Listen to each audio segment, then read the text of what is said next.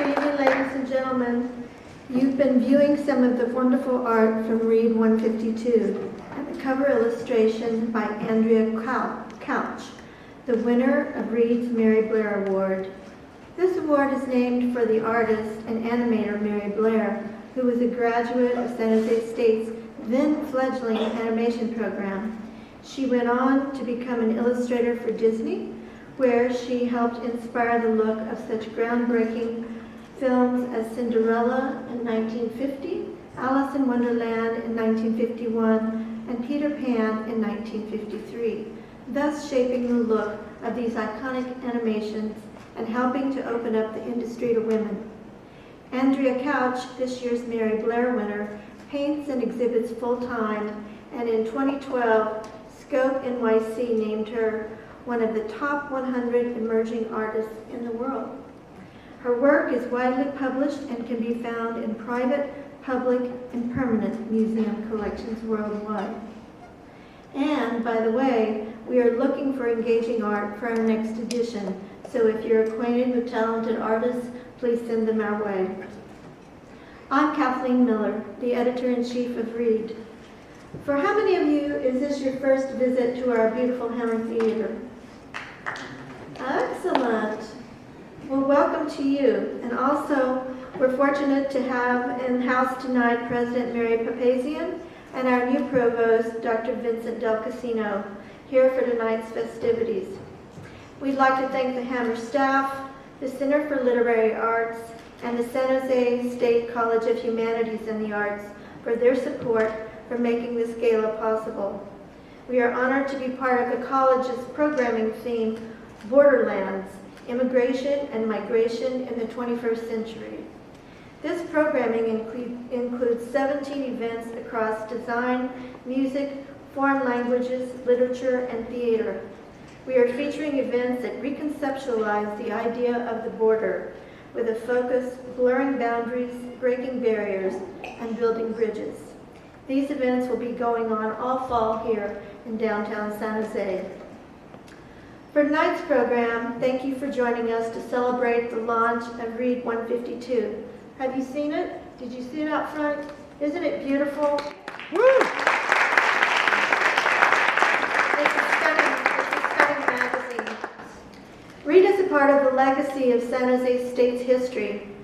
How many of you knew that we are the oldest public university in the West, founded in 1857? Show of hands, come on. All right, that's pretty good. And we are the original campus of the CSU. Did you know that? 10 years after the college's conception as a normal school training teachers, in 1867, Read began here on campus as a small pamphlet producing the poetry of the students in the Department of English. Today we've grown into a respected literary journal that accepts submissions of poetry, fiction, nonfiction, and art from around the world.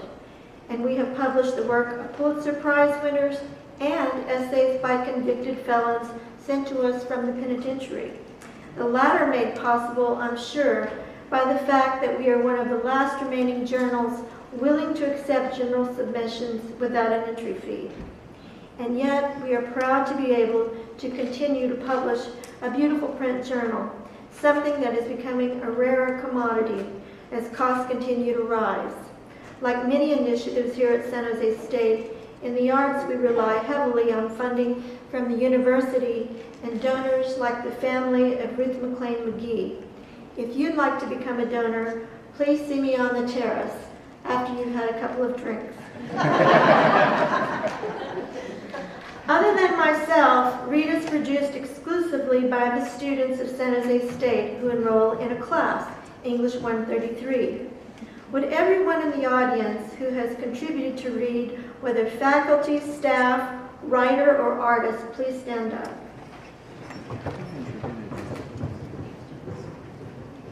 That's a nice group of people right there.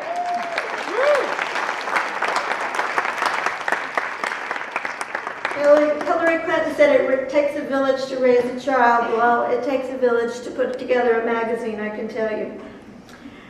In the fall, the students read all the submissions that come to us from around the globe via the magic of the internet, and we select the winners. Then in the spring, we produce a journal with, again, the students doing the design, the layout, the copy editing, marketing, sales, and web development.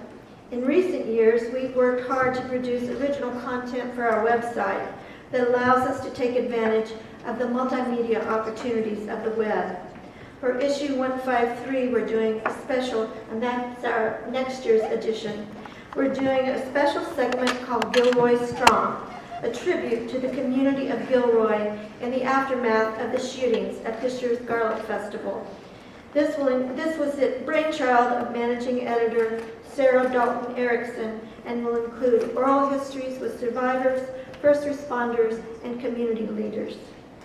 But tonight, we're here to celebrate what has already been achieved, and that is the outstanding edition, number 152. We're happy to have readers tonight from each genre, including the winners of the awards for poetry, fiction, and nonfiction.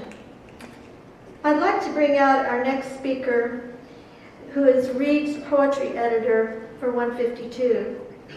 One of the great gifts of being a professor is to see people arrive at San Jose State with enthusiasm, sometimes a little bit of trepidation, then watch their skills and responsibilities progress.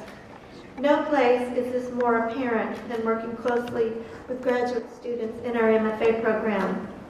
And so it is with our next speaker, Rachel Crawford, with whom I've had the pleasure to work for several years. Rachel began with Reed on issue 151, the California edition, and is also for sale in the lobby. She was started out as a member of the poetry and marketing teams. The next year, she progressed and went to work on 152, the issue we're celebrating tonight. And by this time, she had risen to the ranks of lead poetry editor in the fall and senior copy editor in the spring. She's now in her final year of our dual genre MFA degree, where her primary focus is poetry and her secondary is nonfiction. And in a sweet circle of what I call the daisy chain of learning, she is now a teaching associate who is teaching freshmen how to write. All this while raising two children who are in the audience tonight to see Mom up here on stage. I want to add that she's been an invaluable help in putting together tonight's program. Please welcome Rachel Crawford.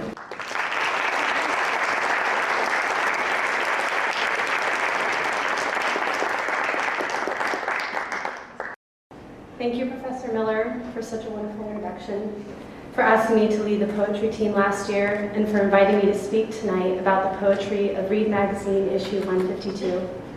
I also want to thank all of the Reed staff who were on the editorial and production teams last year, our editor-in-chief, Dr. Keenan Norris, and our managing editor, Lane Berger. We all worked so hard last year to put together an incredible issue that contributes to this literary journal's rich history. It was a labor of love, and it is a joy to be here tonight to celebrate another issue and another year of Reed Magazine's 152-year legacy. Thank you to everyone who submitted work and to all of our contributors published in issue 152. We are proud to share your art, your stories, and your poems. I especially want to thank the team of undergraduate and graduate students who worked with me on the poetry team.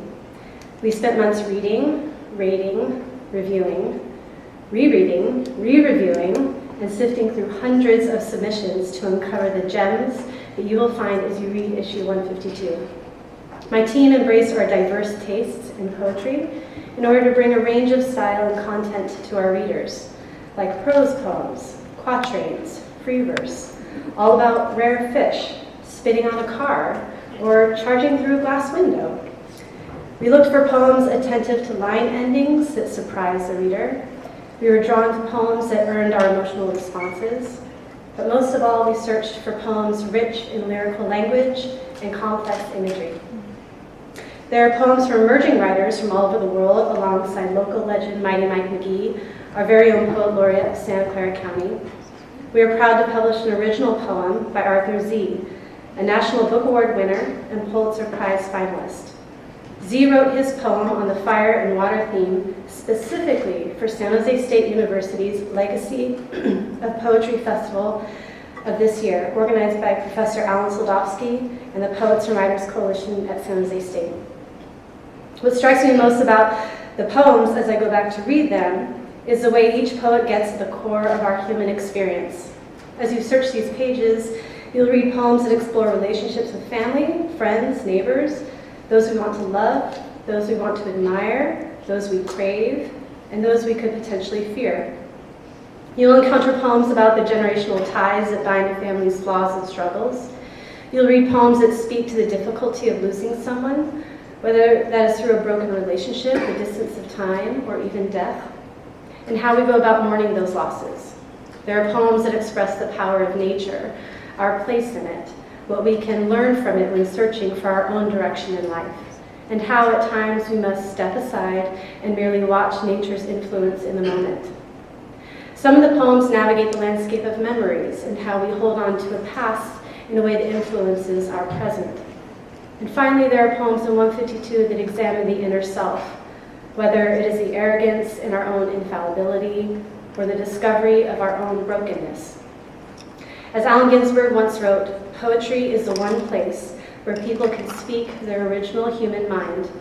It is the outlet for people to say in public what is known in private. So I hope that as you dive into the pages of Read magazine, you enjoy the way that these poets speak to you. Tonight I have the honor of bringing to the stage two of our contributors who will read their poems from 152. First, you will hear from the Edwin Markham Prize for Poetry winner, Joseph Sigurdson, who is a poet-playwright from Buffalo, New York. He is a graduate student at the University of Southern Mississippi, and he recently published a chapbook of prose poems entitled No Sand. Read magazine published two of Mr. Sigurdson's poems in 152, and tonight he will be reading his award-winning poem.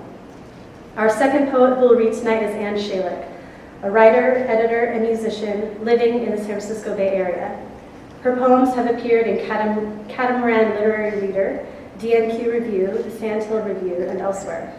She is currently working towards her MFA here at San Jose State University and is a lead poetry editor of Read Magazine issue 153. So please join me tonight in welcoming our poets, and first to the stage, Joseph Sigurdson.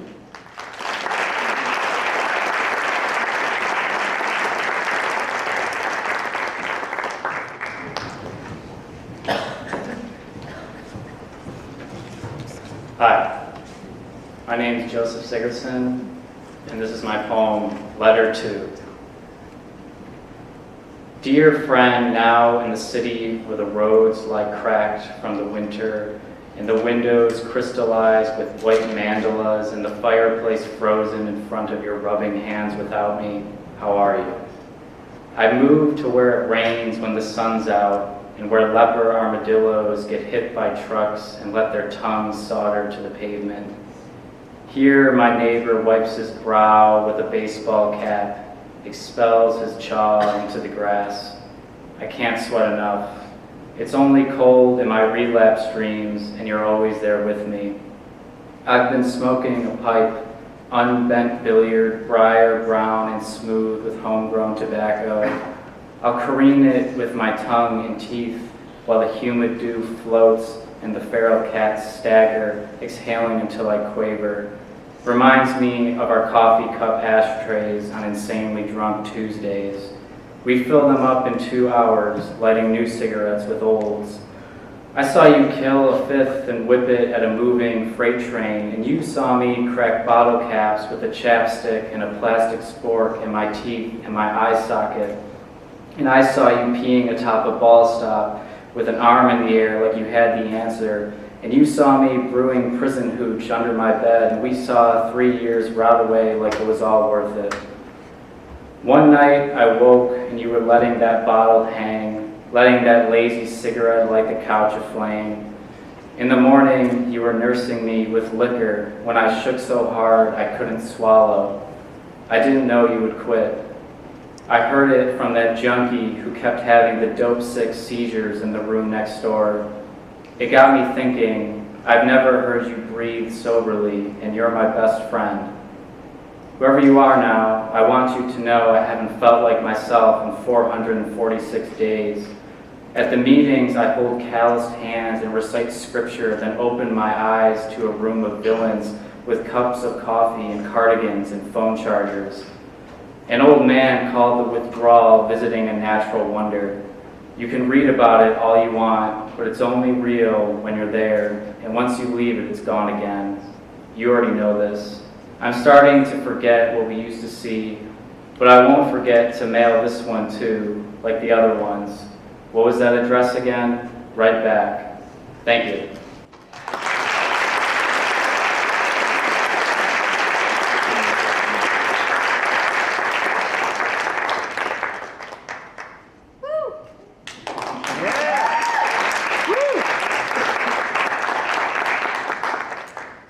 So I'd like to thank Rachel for that lovely introduction, and I also want to have a big shout out for the entire Read 152 staff.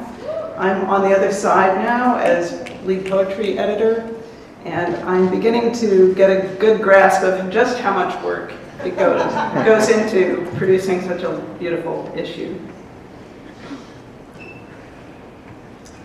Lone Cat Man. My neighbor Larry lost his wife last year to sanity. She unfriended him, absconding with a younger, sober crowd. Now 86 at 64, he fumes aloud all day and night, hollering, "Die, motherfucker, die," at his cat, alarming the lady living right next door.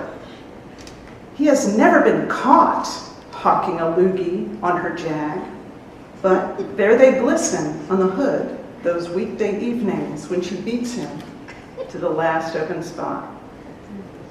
He has been known to gun his old Accord, grind into reverse, and climb a curb or two, barreling out of the lot. In a proper city, no one would notice, but here in condo land, we gossip and worry. The man we know might bump stock us into the news. If he hates, if he's a trigger crank, now every rage must be audited. A mollifier, I agreed to whistle up the law dog and plant a flea in its ear. But now I'm recanting by inches and hours. Larry used to be the life of the wine bar, like the time he gave 2 bags of corks to my kids and the peas he shucked for paella. The time I found him rustling for pussy softly in the dark of the yard. I know what is right. Baskets of walnuts and lemons, dinner invitations, jolly on the phone, taking pains.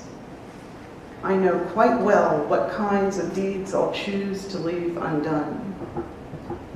Until it comes gongs and lanterns all over the lot, and we, dearly untethered friends and accessories, slink unanimously away, freed of any human constraint, each to the empty heaven of our own contrivance. Thank you.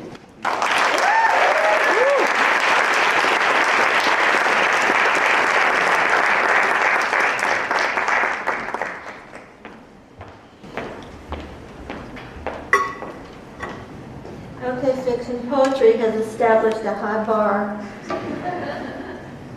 Our next speaker is Dr. Keenan Norris, who was editor-in-chief of Read 152 while I was away on sabbatical last year.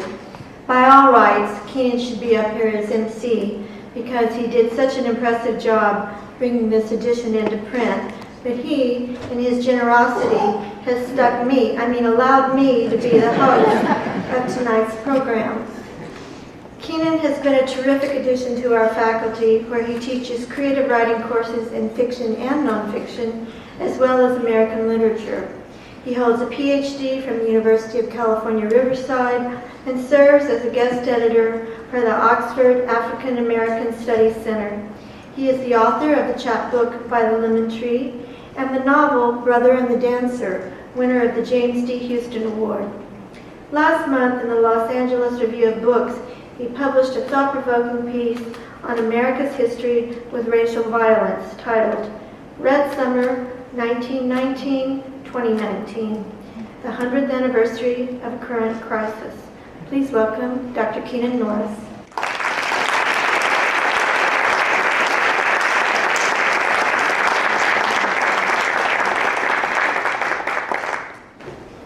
So when I was hired here last year, and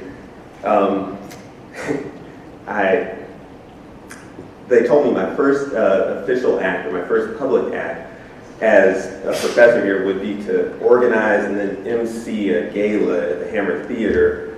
I was a little taken aback, but but fortunately I didn't actually have to do all that.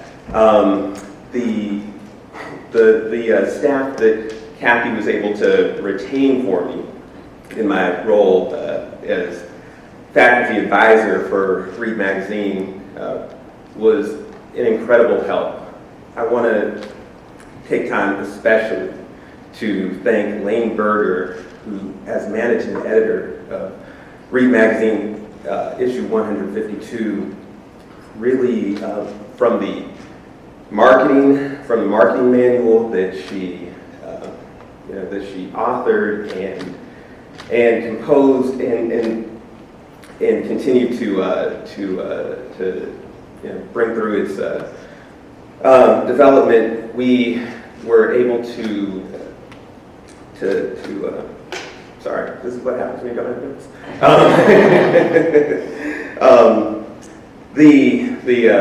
So Lane, I'm a little bit loath to go through everybody on the student staff who helped us with the process. But there's Lane, there was our fiction editor Ben Soriano, there was Rachel Crawford, our poetry editor, Michelle Kilmer, the nonfiction editor, and every student, both in fall and in spring, who were so instrumental to our process. We're working through almost 2,000 submissions from all over the world in fiction, nonfiction, poetry, and art to bring to you this wonderful journal that, in my years working at Mills College, at Evergreen Valley College, at UC Riverside, and so forth, the student-run literary journal here at San Jose State just in terms of quality is just outstrips those to such a degree. From Kathy's leadership and Nick Taylor's leadership for Kathy has been one of the crown jewels of San Jose State. So with that all said, because I am a fiction writer, they have asked me to introduce our wonderful fiction writers who were contributors to Read Magazine. I want to talk first about Larry Malco, whose short story, Wash the Crying River, is the winner of our John Steinbeck Award for Fiction. Larry's short story, Trapped, was published in the New Guardian Literary Review in fall of 2018. And his short story, Liberty Motel, was a finalist for the Portal Prize in speculative fiction for Easy Street magazine. And most recently, his story, Molecular Music, was published in the current edition of Kagibi. So Larry will be out in a second. Also, following him will be Jad Josie, who earned his MA in English Literature from Cal Poly San Luis Obispo, Cal Poly SLO. His fiction has appeared in Glimmer Train, Passages North, Cut Bank, Little Fiction, and Pithead Chapel. And he's been nominated for the Best of the Net and Best Small Fiction Awards.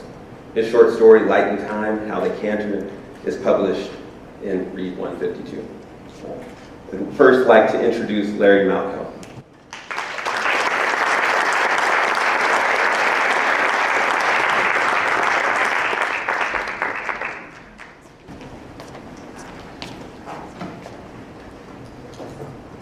Old guy puts his glasses on. My story is a first-person narration of a rural, uneducated teenage girl, Mikey, who is nonetheless smart, witty, and willful. Mikey lost her parents and lives with her aunt, uncle, and older brother, a veteran of the Iraq War, who has what Mikey calls a soul wound. They live in the Northwoods at the source of the Wisconsin River, where it bubbles up from springs in her own backyard. In Mikey's words, a dinky stream that snot dribbles by, and slinky snakes real slow-like away from here. Mikey wants to flee her confining and provincial environment, saying, I want to wash straight down that stream to where a different sun shines down on our world. People think northern Wisconsin is God's country, but I'm not the kind to be happy in heaven if heaven for all eternity stays right where they say she was meant to. Maybe Eve ate that fruit so she could get herself banished and see on her own the wide and wild world, though God warned on its harshness, just like folks warn on me. Maybe she didn't want to take the word of no man, even if it come from God the Father of all. I still want to go. I want to watch that crying river that starts here so small and ends so big far out in the world. I want to float like a boat southwest through the kettle moraine forests and eskers and kettles that them glaciers pockmarked into the earth when they retreated to Canada's north, then slip down through the driftless lands the glaciers never once touched, over to where the Wisconsin meets the great Mississippi. Then I'll just grow as I go, big as that river itself, and drift all the way down to New Orleans Confederate country and into that foreign Mexican Gulf. From there, I can wash into everywhere, anywhere I please on this earth. Too many men and boys are touching me here. You touch me down south there. You touch me up north, too, in my head. That doctor has pudgy fingers that dance and press more now that I'm almost 16 than they done when I was but 12. That doc, he always says the same while he tickles and touches. You mighty healthy, Mikey girl, and mighty pretty too. A healthful body like you makes some lucky boy a mighty good wife. Mighty good, Mikey girl. You got yourself the good hips for birthing. Always says the same through his eye glaze and drool. Gives me the creepers, that man. I don't want to be touchy-touched no more by the likes of him, or be a mighty good wife to no man nor boy. I get paw-pawed enough at school by them Hickster boys up here in the woods who strut their Letterman coats around. I wind round them boys in the halls, stretching to stay out of harm's way. A day can't go by I don't get cupped, swiped, squeezed, or slapped on my hindside just because I wear tits. But they just hyena laugh it off and keep on with the same so often that I start to picture in my mind all male hands as crawdad claws picking at dead things on the lake bottom. Bothers me. Like that's all they think I'm good for. That, and maybe cooking, cleaning, and thickening their soup into a 9-month baby stew. Got nothing wrong against babies, mind you. Babies are the most sweet and cuddly. Babies know best the goodness of closeness. But I just want to be more than some boy's pinny cushion and Susie homemaker oven that bakes him a cake from his batter. Mikey ultimately faces a great crisis and turns to the senior women in her life for help. The spinster librarian Sanger, who introduces her to books and a broader perspective, and her Aunt Pidge, who loves Mikey fiercely, and in Mikey's words, can grow rainbows from dirt. With the help of these wizened female mentors, she faces her crisis head on with great courage and resolve. I hope you enjoy Mikey's personal drama, and I thank Read Magazine for allowing her voice to resonate between its covers.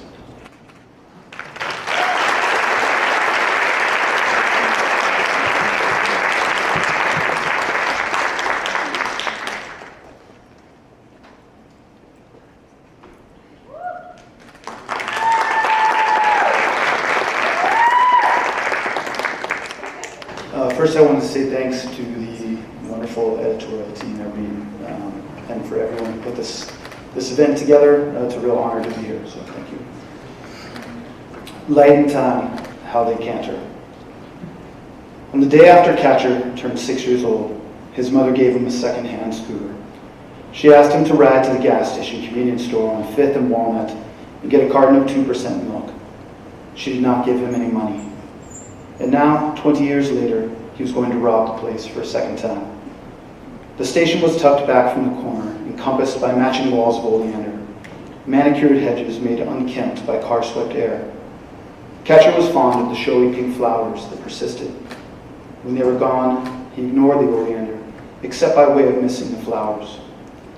Both driveways into the station were abrupt and steep. Cars stuffed their tires turning in, but they were greeted with an impeccable substrate, the smooth, tarred asphalt for which Mr. Durnan paid handsomely each spring when he roped off the station for 2 days and stood just inside the glass doors, pining and looking out at the vehicles passing by. Mr. Durnan raised an unseen hand to every car he recognized. On this cold spring day, 2 decades later, Catcher bounced into the driveway and pulled up to his favorite pump, the one closest to the low concrete wall, and a planter box filled with cacti Mr. Durnan collected from his annual trips to Borrego Springs. Catcher cut the engine, and the old Taurus rumbled into silence, save the ticking. A pair of thin white clouds hovered in the western sky like an equal sign. Catcher was deep in the sunny part of his mind, the feeling that welled to the surface when adrenaline pumped hard through his veins. Not the amphetamine rush, but a cantering, brain-made pulse. His bowels juddered. On the other side of the pump was a white Corvair, wax jaw gleaming even beneath the shade of the tall metal canopy. A thin man with a teenage wispy blonde mustache leaned against the driver's door. His hair was combed straight back from a jagged widow's peak, one strand dropping down across his forehead. He tucked it behind his ear, but it fell again. "Class of '98, the man said. "Sorry?"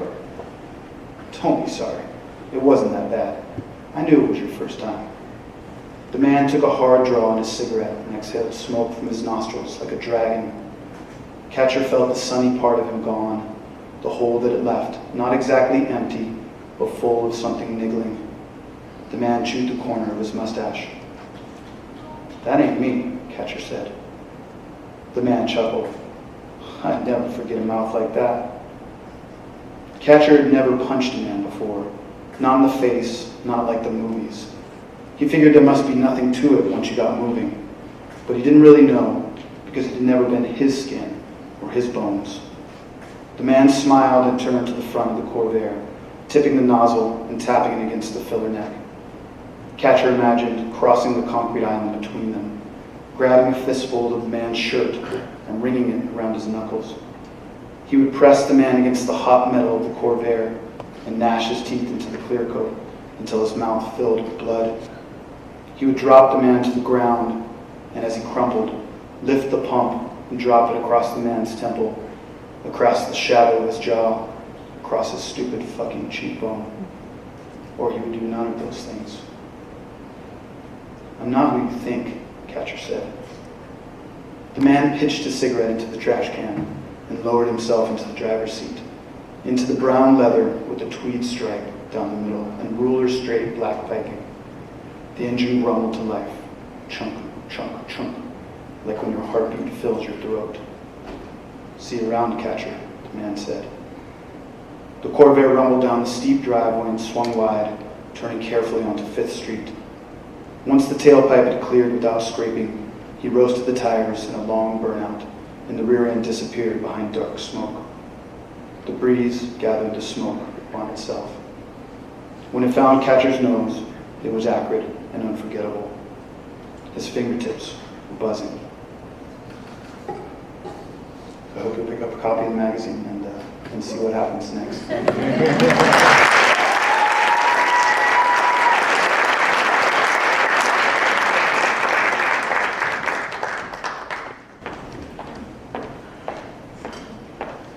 Okay, fiction rises to the challenge. Nonfiction, got a tough job ahead of you. I'd like to introduce the nonfiction segment of the program, a genre near and dear to my heart, since these are the classes I teach at San Jose State. We are very fortunate to have the award for nonfiction, the Gabrielle Rico Nonfiction Challenge, sponsored by Dr. Richard Restman and the family of Gabby Rico. Dr. Rico was a much beloved professor here at San Jose State for 40 years and the author of groundbreaking works in arts education, like Writing the Natural Way. One of our READ initiatives has been to encourage and cultivate the next generation of writers. And in this vein, we've created a competition which takes place in local high schools. This year's winner of the Emerging Voices Young Writers Contest is Meredith Birdsong, who graduated from Lincoln High School this year in San Jose. She enjoys challenging herself to read and engaging with new ideas, styles, and genres. In the future, she hopes to use her writing to influence positive change in both society and government. Talk about job security. Congratulations to you, Meredith. Our next reader here on the stage is Ryan McFadden, the winner of this year's Gabrielle Rico Challenge. He was born in Santa Cruz, California, and moved to Sacramento when he was 4 years old. In addition to crafting his own narratives, Ryan manages a team of writers at Dropbox. He has a BFA in philosophy from California State University, Sacramento, and an MFA in creative writing from California College of the Arts. He lives in Berkeley, California with his wife and children. Following Ryan, our next reader will be Beverly J. Orth. She grew up in Portland, earning a BS in mathematics from Harvey Mudd College and a JD from Harvard Law School. She currently is a post-baccalaureate student at Portland State University, concentrating in literature and creative writing. But first, please welcome Ryan McFadden.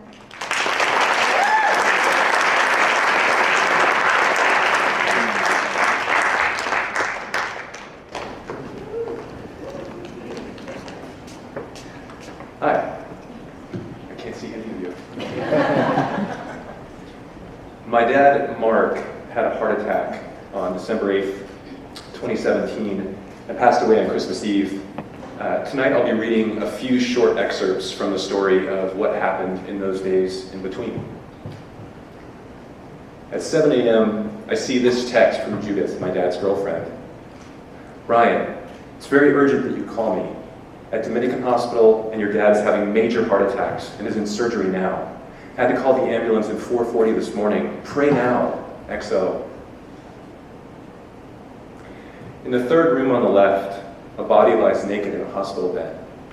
There's a sheet bunched up on its groin, the body's only coverage.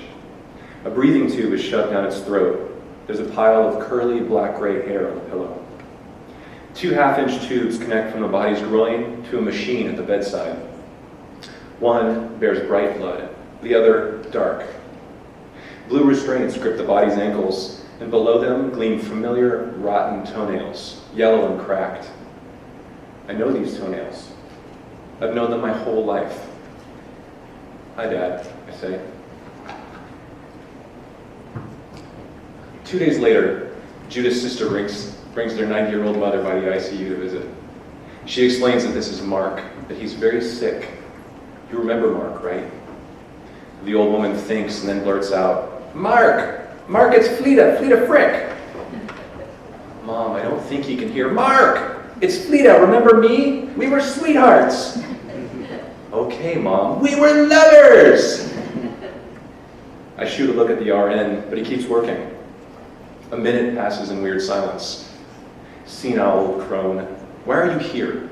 Why are either of you here? Badly needing a task, I go to the side of the bed to adjust Dad's pillow. My t-shirt slides up, exposing my lower back. Frida reaches up and strokes my skin.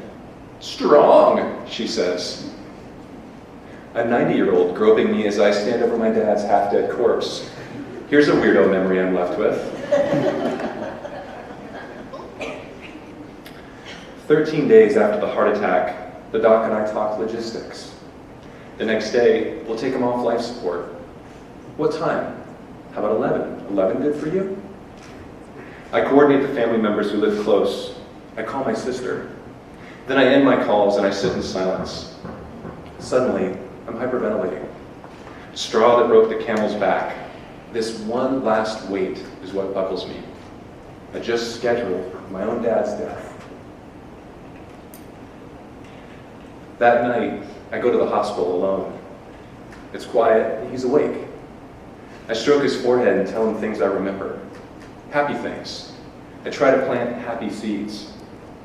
I tell him he brought joy to people, and how many people love him. Don't feel alone, I say. You're not. Don't feel afraid, I say. You shouldn't be. There's nothing you need to do. Just use those 45 years of meditation practice. Look within yourself, breathe, and find peace. This is partly bullshit. I do hope it helps him. But also I talk so I don't think about the thing weighing on me, the heaviest thing of all. Finally, he sleeps, and I ask the nurse to step into the hall. Do you tell them? She understands instantly. Oh no, she says. Why? It would be torture. No, I never tell them. We stand a moment and look in at him through the sliding glass door. You keep them comfortable, she says. And then, when the time comes, you let them fall asleep. I'm conflicted. I think I want to know, to prepare. But that word, torture, I deliberate, and in the end, I choose to trust her. And deep down, I don't want to tell him. Of this one responsibility, I want absolution, and she gives it. Epilogue. Look, I am not okay. I got rid of his debts and his body, pushed the objects he touched back into the world. But this is so far from closure. I'm barely aware of my feelings. When I pause to look inward, there's only bafflement. People call, but I don't answer. I fight with my wife over nothing. Each night when my son goes to bed, I have a moment of panic. What do I do with myself? What happens if I'm not busy? I'm trailed by his ambiguous shadow. But occasionally, I wake up. There are pinprick moments where I sense some underlying harmony. My mom showed me how to work. My dad showed me how to sit. These two sides are in me, always opposed. Now it hits me that they're not paths in themselves, but guardrails. The lesson is to stay between them. Without my dad, I'd never have had this balance. I'd never have thought to stop and remind myself, you have a good life. You are happy. He's gone, but his presence was a net gain. There's a pointless joy at the root of being. It was my dad who seeded this truth, no one else. He lives on through this one last and profound awakening. Thank you.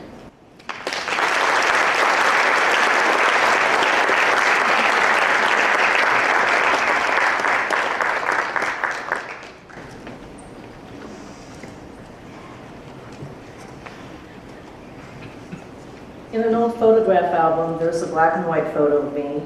My long brown hair tied in a ponytail. I'm standing on a gravel driveway in a Portland suburb, my feet clad in brown and cream saddle shoes with white ankle socks. It is the first day of school, sometime in the 1950s or 60s. Those two decades should not appear in the same sentence. One has nothing to do with the other. There were a lot of rules in the 50s. Sit up straight, clean your plate, clean your room, don't be late. It was exhausting. And then the 60s arrived, and by 1967, no one knew what the rules were or should be anymore. Everyone had just given up, I guess. One rule I learned before we gave up was that little girls grow up to be wives and mothers. We didn't really talk about this rule, it was just assumed, like we assume that air will be there for us to breathe, or that new leaves will appear on the maple trees when winter ends. I didn't regard it as a bad rule or a good rule, it just was. The princess waits for Prince Charming to find her, and they live happily ever after. When I was 9 years old, I joined a 4-H club. I learned how to separate eggs, sift flour, and bake muffins with perfect tops. I learned how to sew a dirndl skirt without using a paper pattern. And I learned the rudiments of Robert's Rules of Order and how to conduct a proper club meeting, but I digress. If the point of being in 4-H was to give me skills for my future duties as a wife and mother, then it probably succeeded, but it didn't succeed in making me want to be a wife and mother. Around 1967, when the world was in chaos, I started to question a lot of the old assumptions, and I discarded many. I decided that I was an atheist. My mother blamed my 10th grade English teacher, but he had nothing to do with it. I decided that even though I was a girl, I would go to college. To study what, I wasn't sure. And if I went to college, then why did I need to marry? That question continued to gnaw at me even as I dated boys during high school. I broke up with those who became too possessive. It was okay to go to a movie or a basketball game, but if a boy started talking about our future, he had crossed the line. I tried to make the point clearer with the young men I met in college. I told them it's important for me to pay my own way. I don't want to belong to someone. By then it was the 1970s, and you'd think they would get it, but they were confused. We were unmoored, seeking a harbor, a shore. Tradition weighed heavy upon us still. And then I met you, and you were confused too. You were a good boy, raised to be respectful and to open the door and to pay for your date. But I didn't want to be owned. I didn't want to be the submissive little woman. You said I was your experiment. That was fine. We were both experimenting with life, with love, with what comes next. And then it was time to graduate, and we hadn't figured out what comes next. You went to Colorado. I went to Massachusetts. I was getting a law degree from Harvard. I didn't want or need a husband. You got yourself a new girlfriend in Colorado. Then you appeared on my doorstep.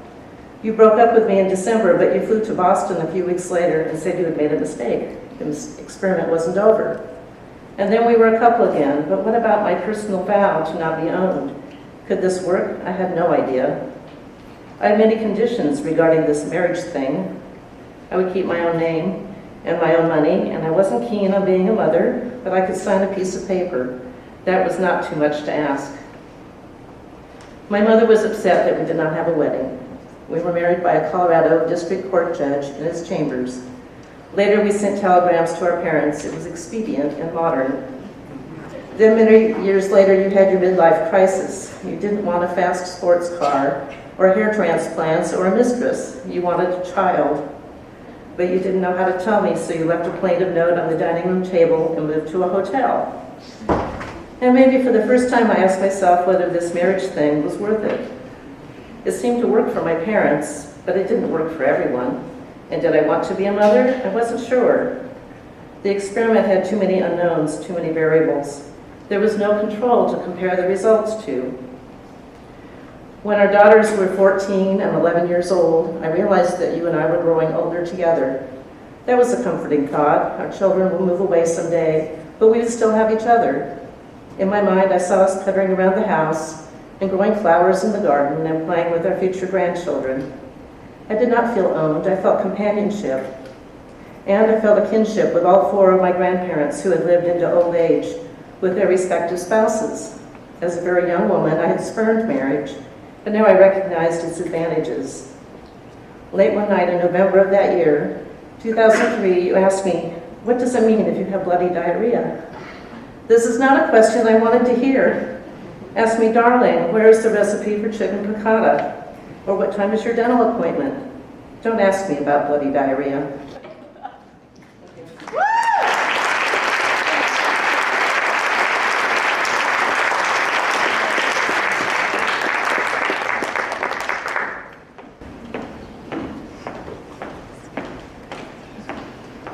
I think on that note, it's time to go out to the lobby for snacks.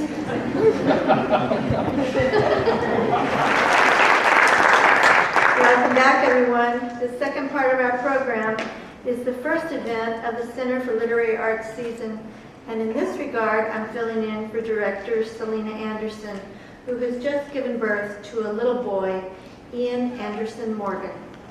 You can tell that Mom is a writer because his initials say, I am. Tonight, all the way from Santa Cruz, we're very fortunate to have our featured speaker, Jonathan Franzen, an author equally at home in the realms of fiction and nonfiction. He's published 5 novels focusing on the internal lives of characters and their emotions. In 2001, his magnum opus, The Corrections, became a runaway bestseller with over 1 million copies in print.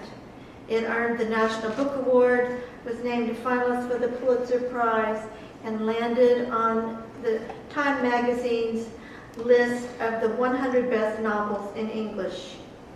Of the work, the New York Times writes, quote, "A book as strong as The Corrections seems ruled only by its self-generated aesthetic. It creates the illusion of giving a complete account of a world, and while we're under its enchantment, it temporarily eclipses whatever else we may have read."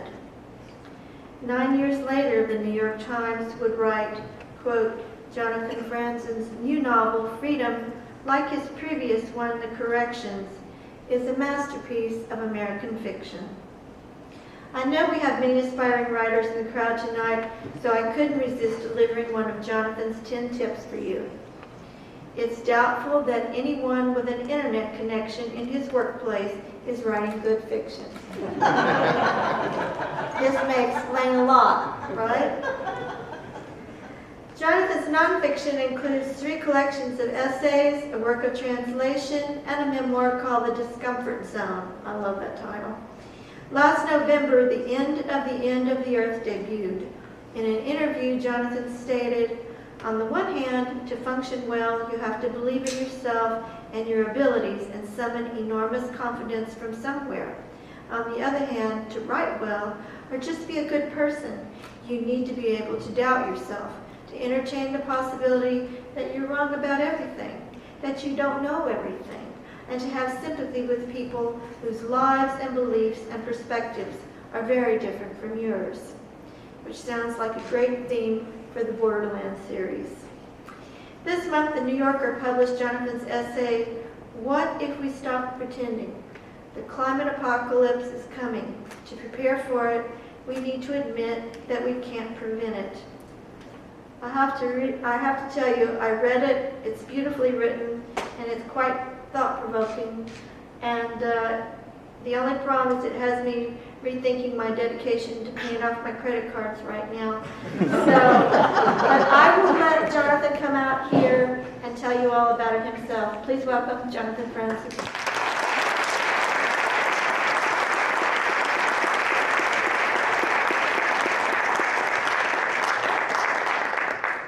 Thank you all for coming tonight. That was a great bunch of readers. I had the pleasure of meeting the last reader, Bev, and her husband, who's still alive, just in case anyone didn't know that. I was greatly relieved to see him.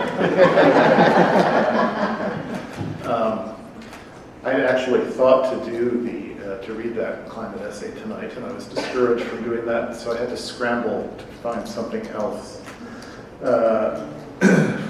But I happen to have published some other essays recently, so I'm going to start by reading one of those essays, and then a bit of The Corrections, which I haven't read from in like a decade.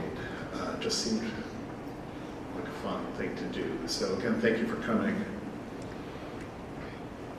My girlfriend, V, and I were finishing college with a summer to burn before the next thing, and New York beckoned. V went up to the city and signed a 3-month lease on the apartment of a Columbia student, Bobby Atkins, who may have been the son of the creator of the Atkins diet, or maybe we just enjoyed imagining that he was. His place on the southwest corner of 110th Street in Amsterdam had 2 small bedrooms and was irremediably filthy. We arrived in June with a 5th of Tanqueray, a carton of Marlboro Lights, and Marcella Hazan's Italian cookbook. Someone had left behind a spineless black plush toy panther manufactured in Korea, which we liberated and made ours. We were living on a margin. Before full-scale gentrification, before mass incarceration, The city seemed starkly drawn in black and white. When a young Harlem humorist on the Uptown 3 train performed the magic act of making every white passenger disappear at 96th Street, I felt tried and found guilty of whiteness. Our friend John Justice, who that summer had Thomas Pynchon's V stuffed into the back pocket of his corduroys, was mugged at Grant's Tomb, where he shouldn't have been.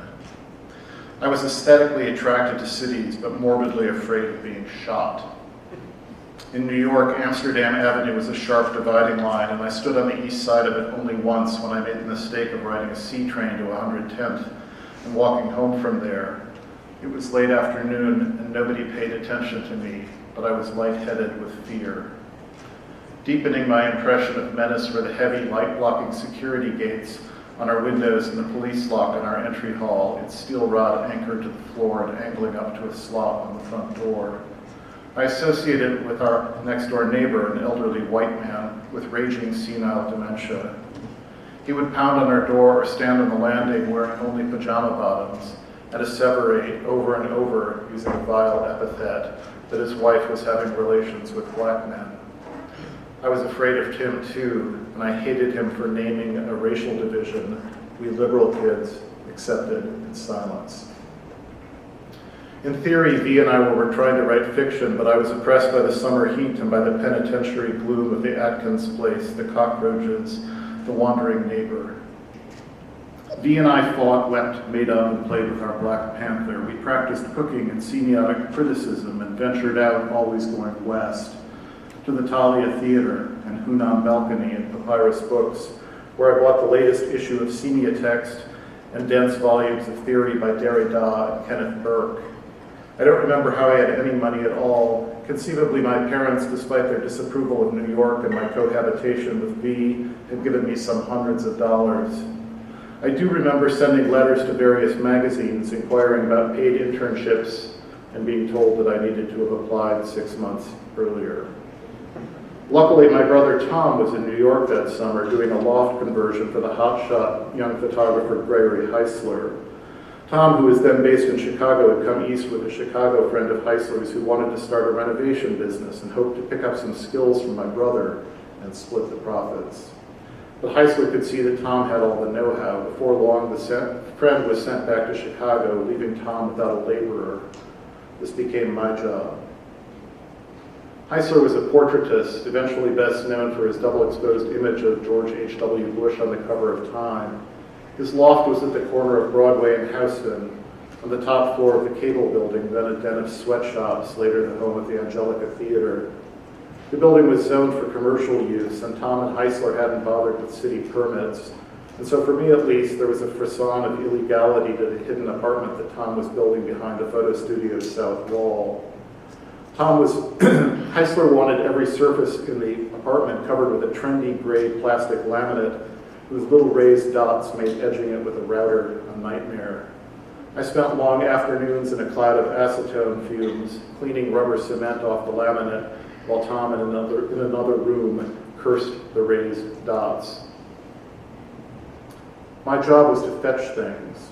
Every morning, Tom gave me a shopping list of construction staples and exotica, and I made the rounds of supply stores on the Bowery and Canal Street. East of the Bowery were the dangerous alphabet streets and the projects, a zone of no-go on my mental map of the island. But in the rest of lower Manhattan, I found the aesthetic experience I'd been looking for.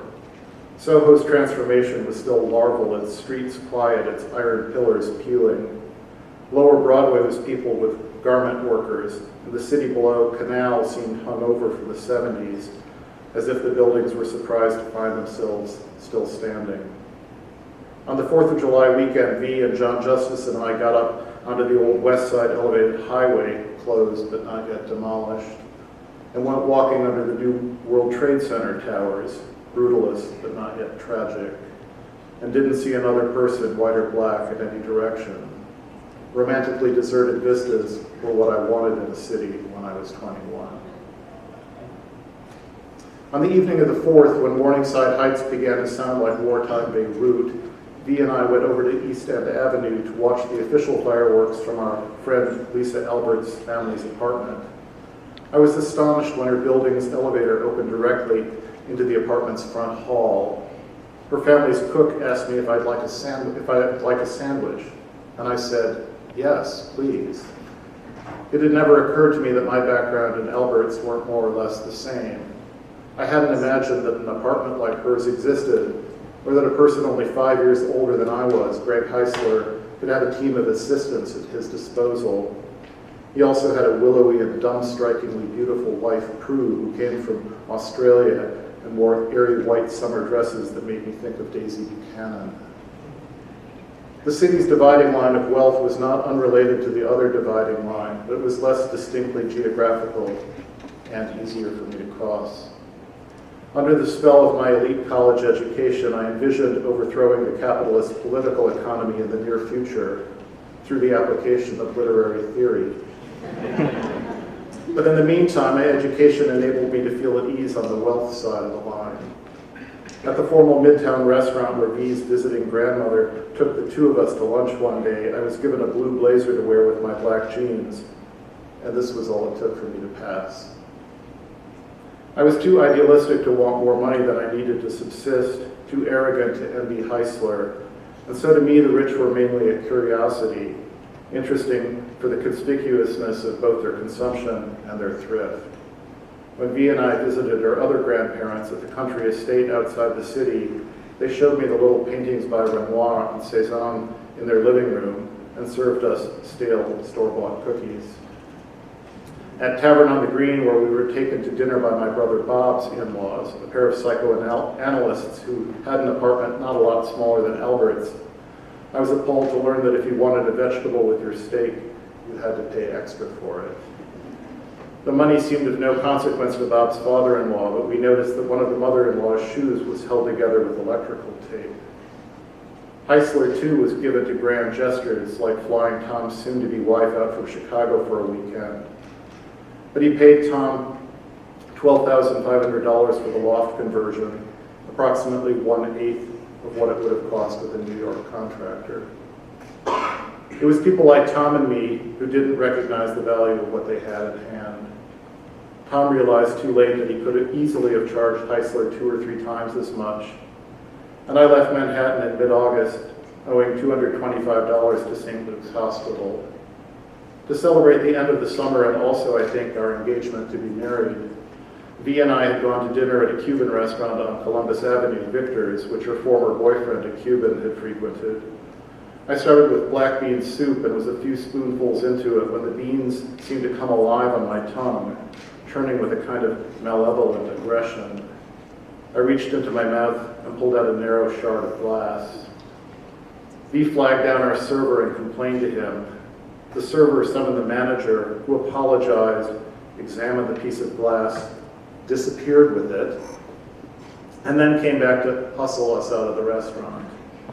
I was pressing a napkin to my tongue to stanch the bleeding. At the front door, I asked if it was okay for me to keep the napkin. Yes, yes, the manager said, shutting the door behind us. V and I hailed our only cab of the summer and went directly to St. Luke's, our neighborhood hospital. Eventually, a doctor told me that my cut would heal quickly and did not require stitches, but I had to wait a couple of hours to receive this information and a tetanus shot. Directly across from me, in one of the corridors where I waited, a young African-American woman was lying on a gurney with a gunshot wound in her bare abdomen. The wound was leaking pinkish fluid, but was evidently not life-threatening. I can still see it vividly, a .22 caliber sized hole, the thing I'd walked in fear of.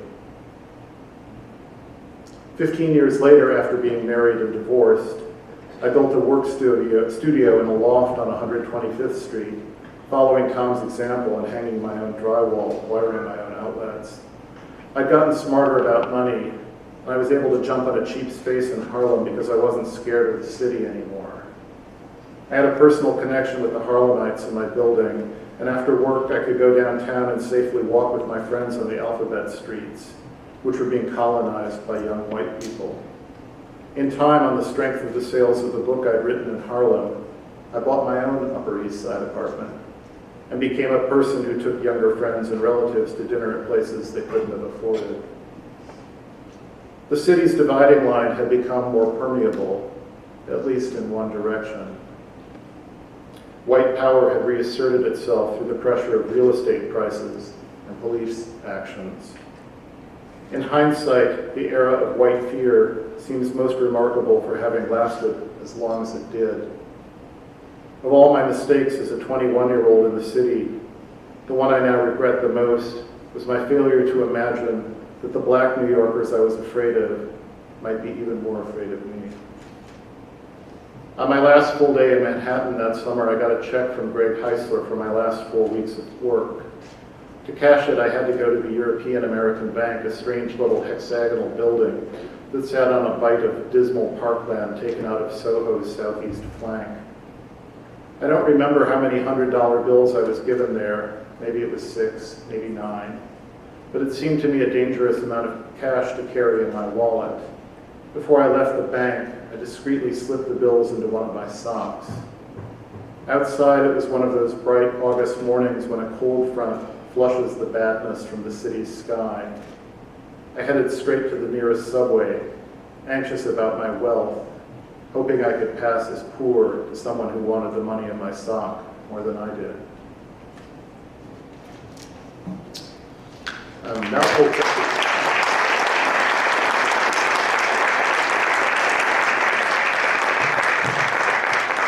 I'm just going to read a little piece of the corrections that I believe I've never read before. Just for fun.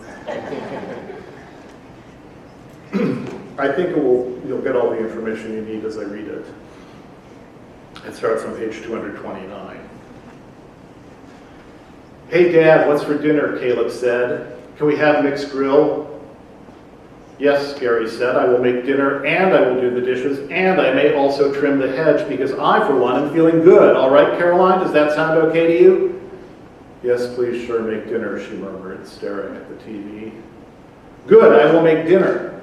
Gary clapped his hands and coughed. He felt as if in his chest and his head, worn-out gears were falling off their axles, chewing into other parts of his internal machinery as he demanded of his body a bravado and undepressed energy that it was simply not equipped to give. He needed to sleep well tonight for at least 6 hours. To accomplish this, he planned to drink 2 vodka martinis and hit the sack before 10.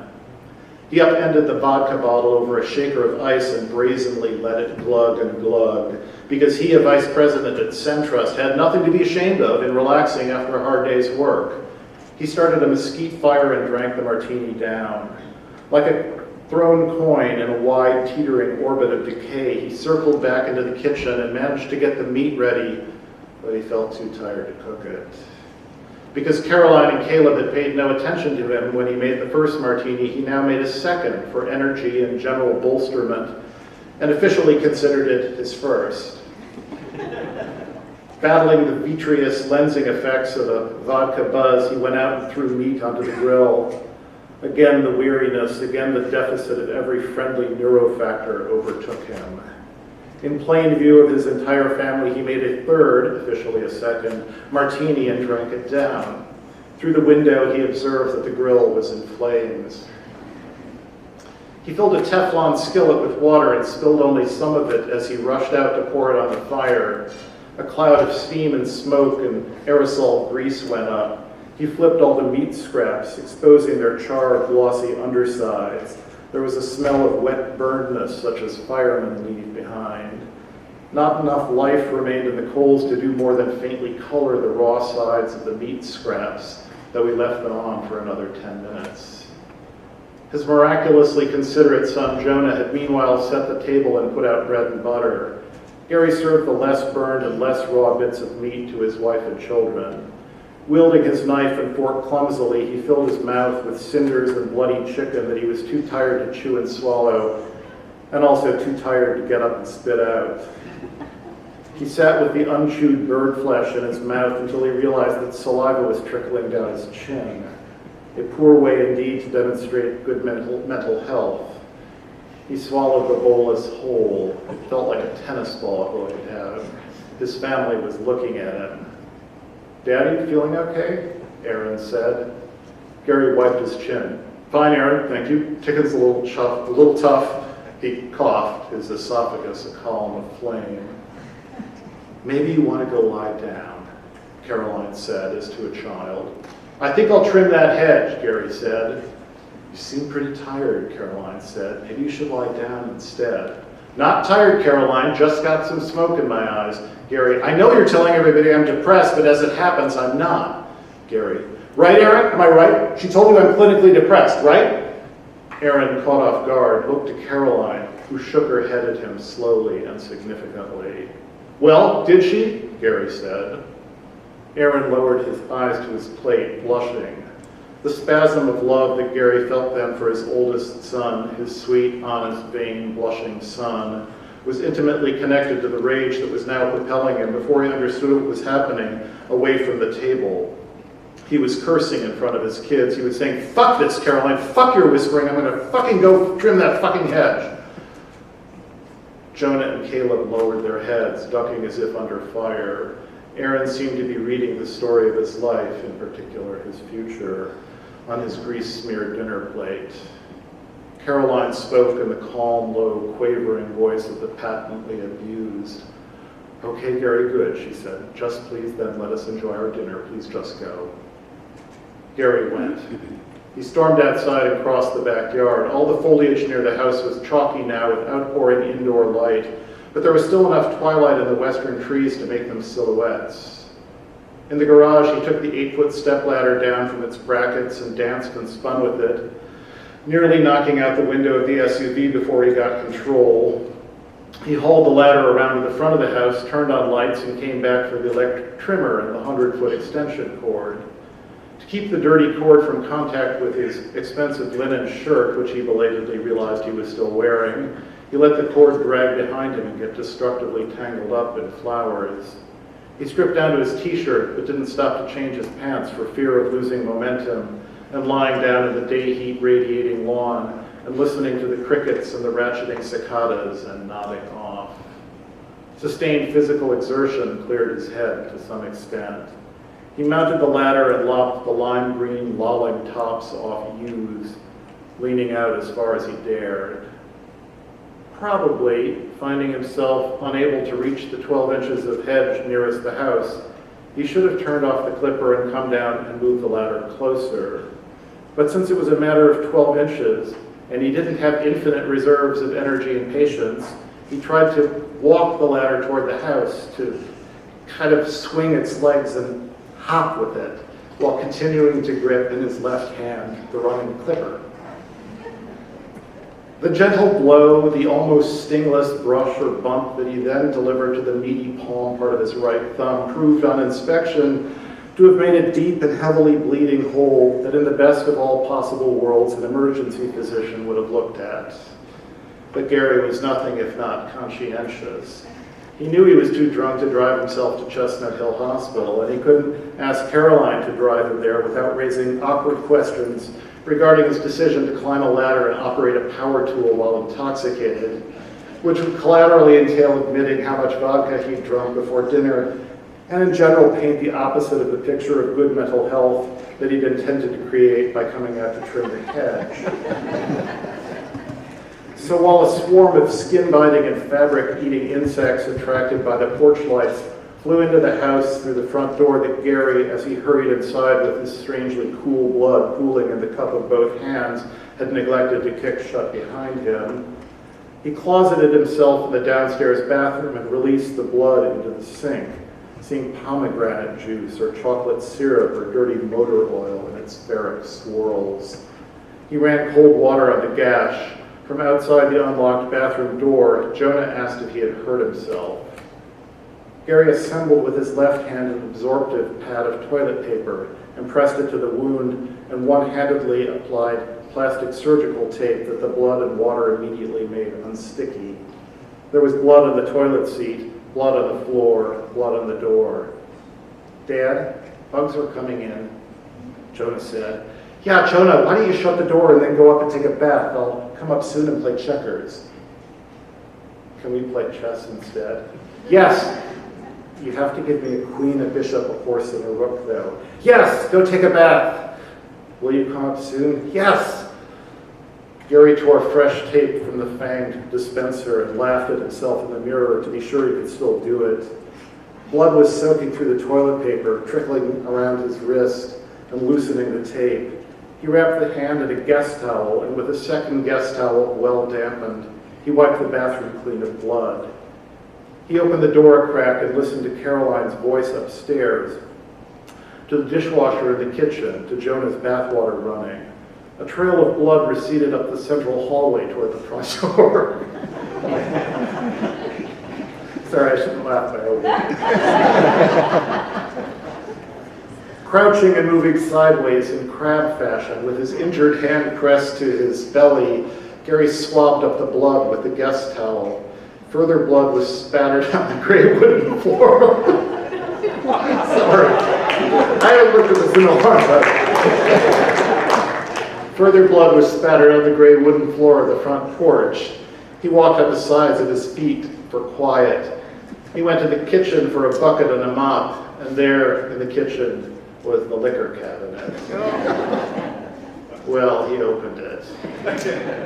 By holding the vodka bottle in his right armpit, he was able to unscrew the cap with his left hand.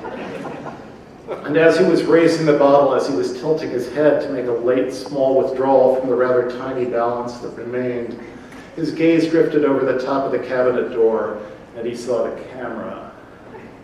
The camera was the size of a deck of cards. It was mounted on a bracket above the back door. Its casing was of brushed aluminum. It had a purplish gleam in its eye. So that's a little bit of the corrections.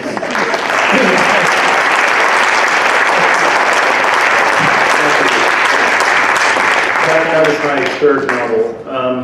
And since I see that I have 6 minutes and 5 seconds left and was asked to read for half an hour, I'm going to read one little tiny essay in honor of the climate actions today.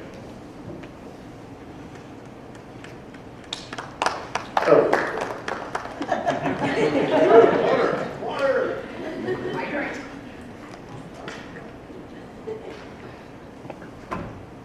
This is a really nice event. It's just there's a nice vibe, and it's Kathy's great. She's obviously an incredible organizer, and the editors have good taste. So what more could you ask for?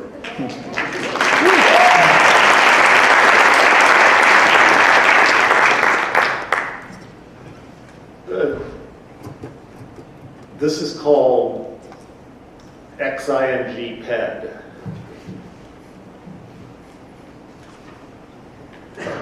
It originally appeared on a Chipotle bag.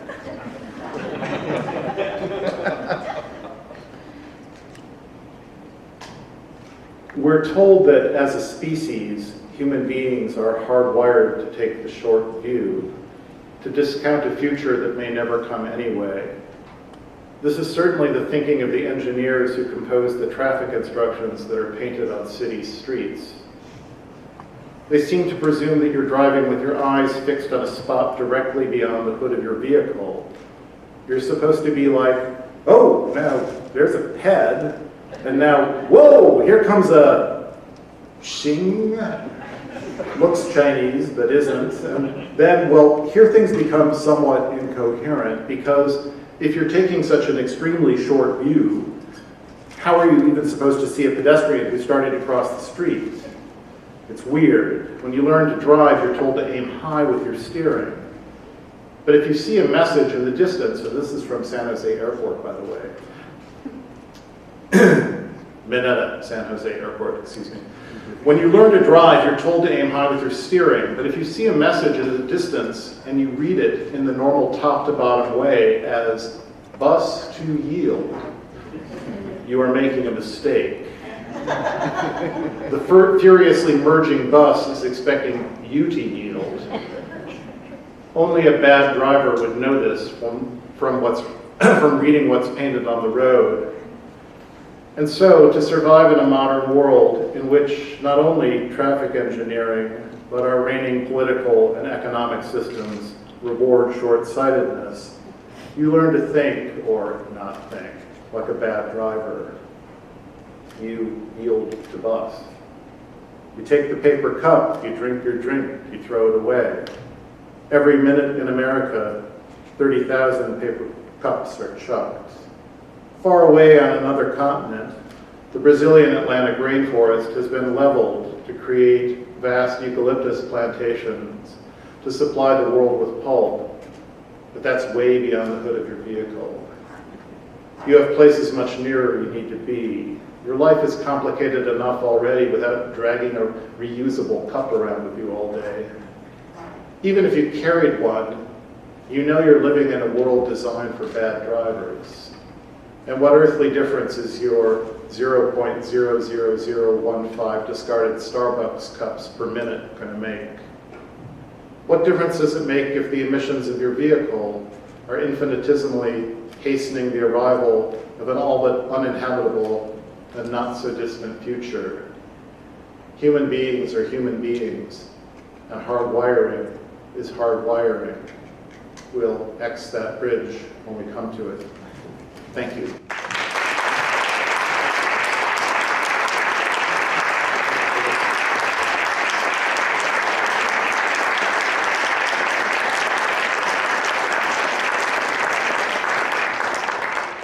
Sort of a random selection of texts, but I tried. Can we bring up the house lights a little bit, or the stage lights down? That's great, thank you. I'm happy to answer any questions that anyone might happen to have. And people, actually, supposedly there are mics. And if no one has any questions... I have a mic right here. There is a mic. If no one has any questions, it's going to be super embarrassing for me. There's a gentleman way down here, second row. So I'm very interested in your process. In other words, how many hours a day you write, how many days per week, what time of day. Just because I'm curious, you know, how much time other writers actually put. How much can you do with this thing here in a day? Thank you. Good question. When I'm actually working, like I am now, I work 7 days a week from about 7:30 to 1:30. And yeah, so that's 6 hours. 6 hours is, I'm sometimes, every once in a while, it goes well. And I'm tempted to stay longer, and I know not to do that because the next day is wrecked. I just have to, like if I'm there at 3 o'clock, kind of all revved, then I'll be revved all night, and I'll come in a wreck the next morning, so I make myself stop after 6 hours. When I was a young man, I used to write 10 hours a day, because I had another job, and so I had to use those days. But that is a horrifying thought at this point. Although it's also sort of horrifying that I refer to that self who seems like the same age as me as a young man. There's a gentleman here, right from the bulkhead. Is your writing process different for fiction from nonfiction? In terms of number of hours and that sort of thing? Yeah, how do you go about it? No, it's the same thing. I have to work first thing in the morning, try not to talk. I don't even listen to the radio going to work. I find writing so hard and so fundamentally unpleasant. It's pleasant to have written, but to write is less pleasant. That really it has to, like, I have to be kind of half asleep so I don't even notice, oh yes, now the computer's open, now I'm doing it. And it's like any kind of training regimen. You hate the training, but you'll hate it even more if you take like 4 days off from it and have to go back to it. So yeah, it gets easier if you do it, for me, if I do it every day. Which, yes. I never really liked lunch. I mean, lunch out. And I think one of the great abominations of the Western world is brunch. So it's like nice to have this kind of airtight excuse, never in my life to have to eat another brunch.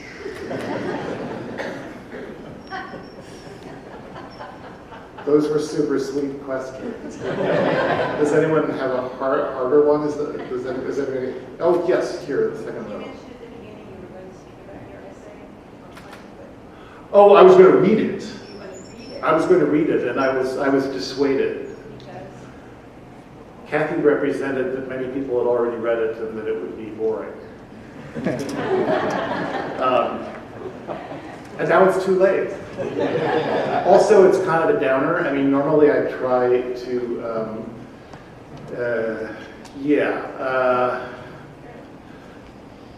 so I feel strongly about this thing, and I've been thinking about climate. Well, really, there's stuff about climate in the corrections, which was written, and that part was written in 1997. So I've been thinking about it for a very long time.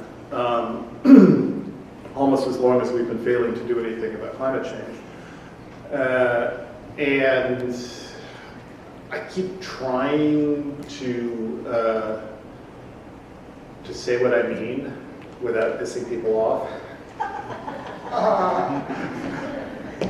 And I've gotten no better at not pissing people off, but I felt I wanted to take, even though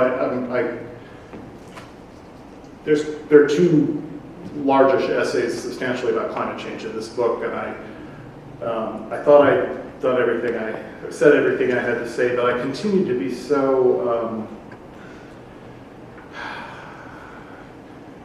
it's weird to have a 7-hour town hall on climate change and be told, we can do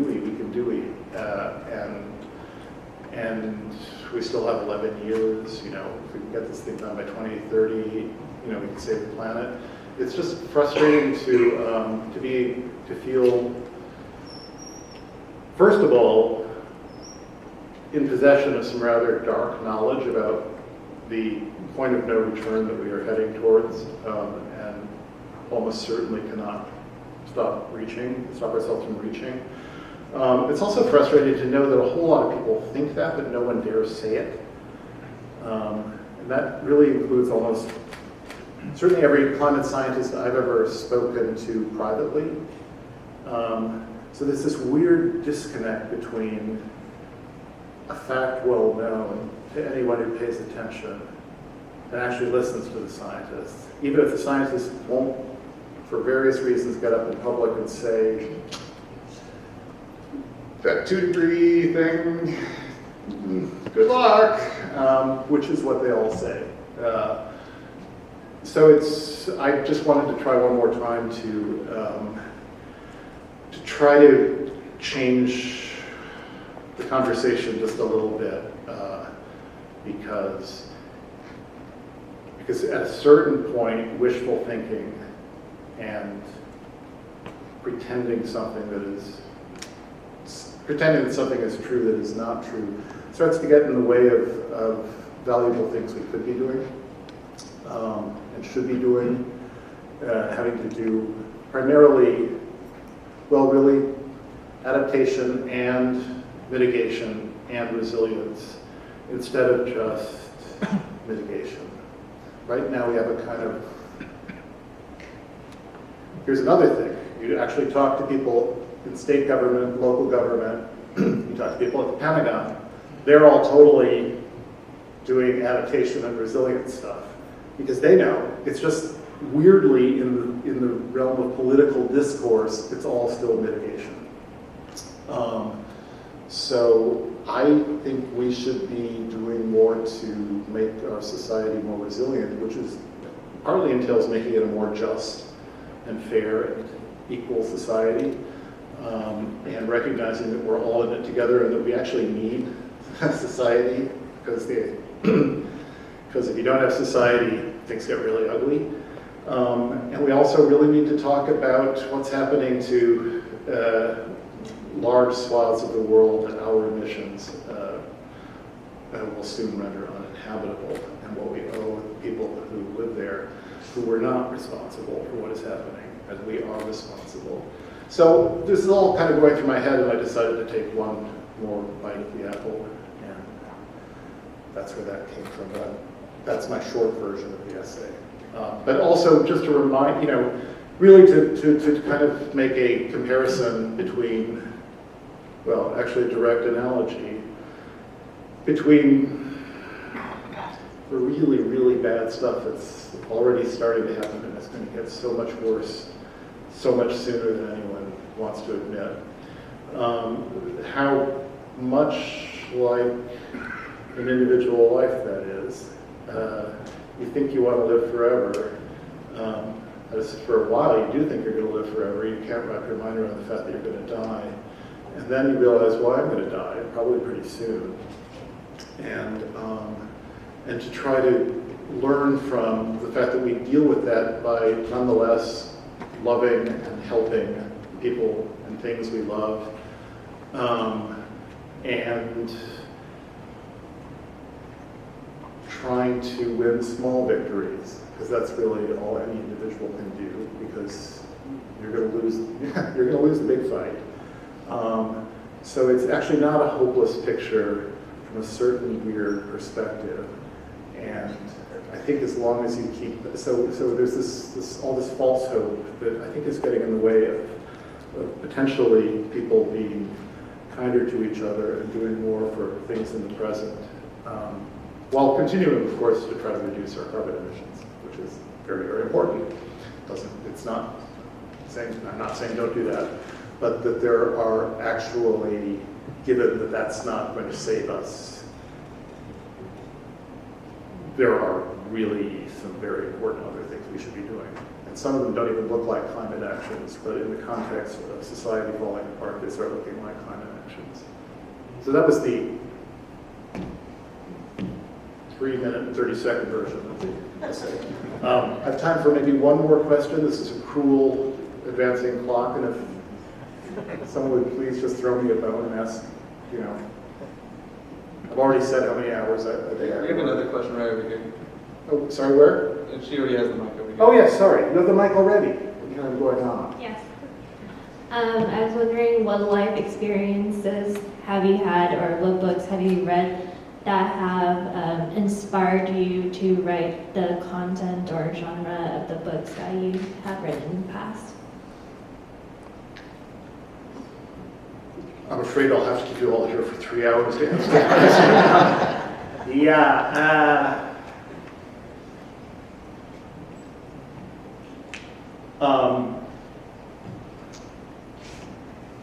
I'm a fortunate guy in many ways.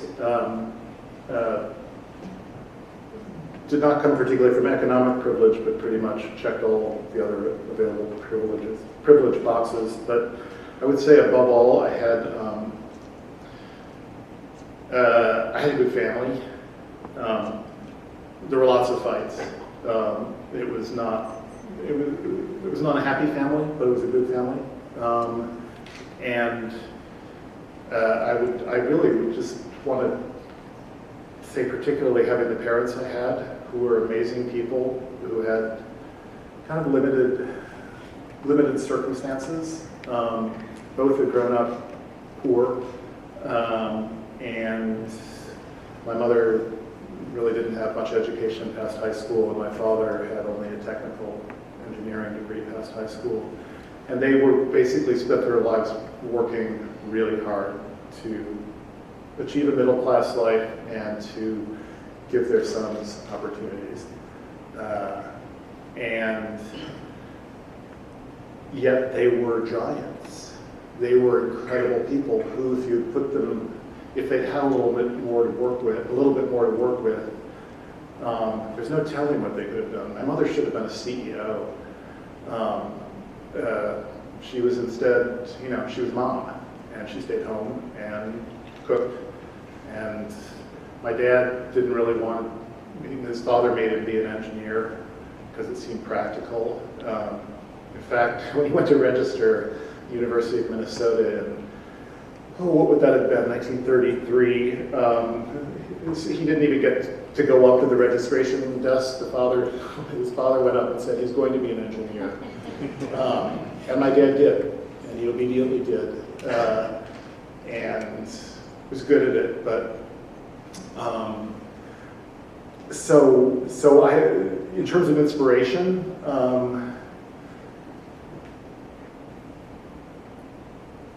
they were, to me, giant personalities. They were really smart, and they were really, really loving, and they really, really, really had a strong sense of right and wrong. And actually, I've never quite put it like this, but their powerful sense of being decent to other people, there is a right thing to do and a wrong thing to do, that might be the leading inspiration for everything I've ever done. And I see we're at 0, so I have to stop. I'm sorry to the person who had a question over there. Thank you again for coming out tonight.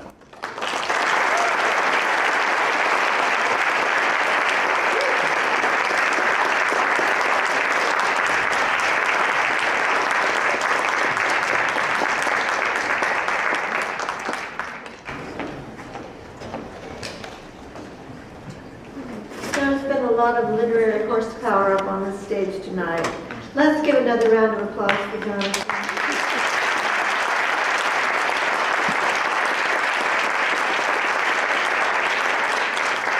And also for our wonderful readers from 152, many of whom have come from other states around the country to be with us tonight.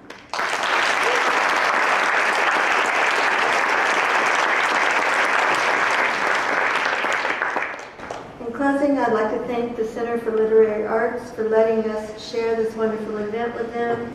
And I want to thank all of you for joining us tonight. If you're one of the clever ones who purchased a ticket for the reception, which is now sold out, when you exit the theater, please go to your left, get on the elevator, go up to the terrace. I will see you up there. And Jonathan will be selling and signing books upstairs. We'll be selling copies of Read Magazine upstairs. And I hope the rest of you have a wonderful evening. Thank you.